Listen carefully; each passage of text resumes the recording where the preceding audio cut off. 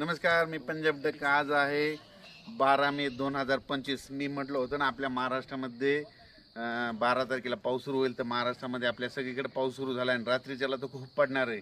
आणि मी जात आहे आता केदारनाथला. आता इथून फक्त 70 किलोमीटर केदारनाथ राहिले आणि या ठिकाणाहून परत महाराष्ट्रातल्या शेतकऱ्याला अंदाज देणार आहे. कारण की महाराष्ट्रातल्या शेतकऱ्याचा कांदा काढणं चालू आहे, हळद देखील चालू आहे. म्हणून त्यांना सांगू इच्छितो की राज्यामध्ये म्हणजे हे 4-5 दिवस नाही पाऊस पडणार, तर 25 मे पर्यंत वडे नाले एक होतील असा पाऊस पडणार आहे. म्हणून ही सर्व शेतकऱ्यांनी ही बातमी लक्षात घ्यायची.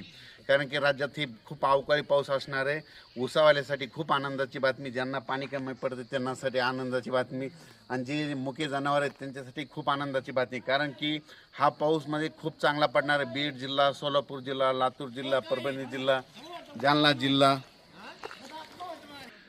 जिल्हा, लातूर जिल्हा, नांदेड जिल्हा, हिंगोली, परभणी, वाशिम, बीड, त्याच्यानंतर संभाजीनगर या खूप भागामध्ये जोरदार पडणार आहे. म्हणून हा अंदाज लक्षात घ्यायचा. म्हणजे नाशिक जिल्ह्यात, नगर जिल्ह्यात सगळीकडेच हा पाऊस पडणार आहे.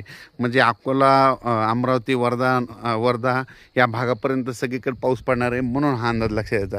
पण राज्यातल्या सर्व शेतकऱ्याला सांगू इच्छितो की ज्यांचा कांदा काढणी चालू आहे की तुम्ही काय करायचं की आपण आपला कांदा जसं वेळ भेटेल तसं काढून घ्या. कारण की राज्यात हा पाऊस जवळपास सांगायचं झालं तर 25 मे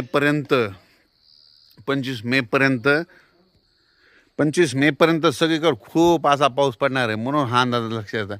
पण राज्यातल्या सर्व शेतकऱ्याला सांगू इच्छितो की हा पाऊस म्हणजे चांगला वडे नाले वाहतील असा पडणार आहे. बीड जिल्ह्यात तर तो खूप पडणार आहे. म्हणून बीड जिल्ह्यात योगायोगानं पाणी कमी पडले उसाला, त्यांच्यासाठी खूप आनंदाची बातमी. त्याच्यानंतर सोलापूर जिल्हा, लातूर जिल्हा, परभणी जिल्हा, त्याच्यानंतर धाराशिव, त्याच्यानंतर सोलापूर, सातारा, सांगली, कोल्हापूर, शिरोळ, म्हणजे म्हणजे नगर जिल्हा, म्हणजे सगळीकडेच हा पाऊस चांगला म्हणजे वडे नाले वाहतील असा ह्या 25 मे पर्यंत पडणार आहे. म्हणून हा अंदाज लक्षात द्यायचा. पण राज्यातल्या शेतकऱ्याला, कांदा शेतकऱ्याला सांगू इच्छितो तुम्ही जसा वेळ भेटेल तसा तुम्ही कांदा काढून घ्या. कारण की राज्यात हा पाऊसमध्ये सतत म्हणजे 2 दिवस लगेच दुसऱ्या भागात जाईल की परत त्या भागात येणार आहे. म्हणून हा अंदाज लक्षात. आणि हे अंदाज मी देत आहे. मी केदारनाथला जात आहे ना, केदारनाथून केवळ आपल्या महाराष्ट्रातल्या शेतकऱ्यासाठी केवळ हा अंदाज देत आहे.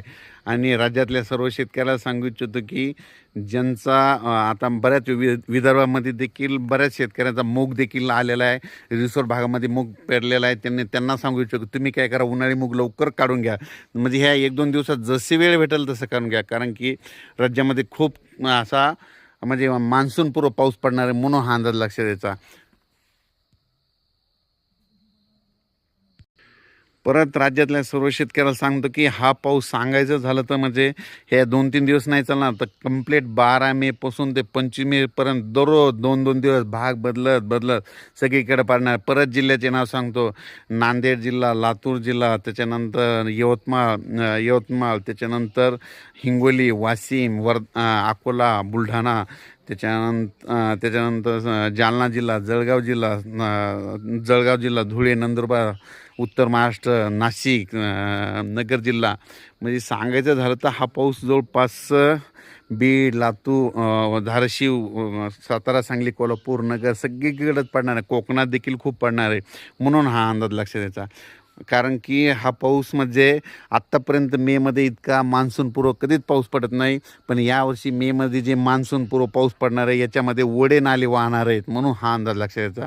अचानक वातावरणात बदल झाला तर उद्या एक लगेच मेसेज देणार आहे. धन्यवाद.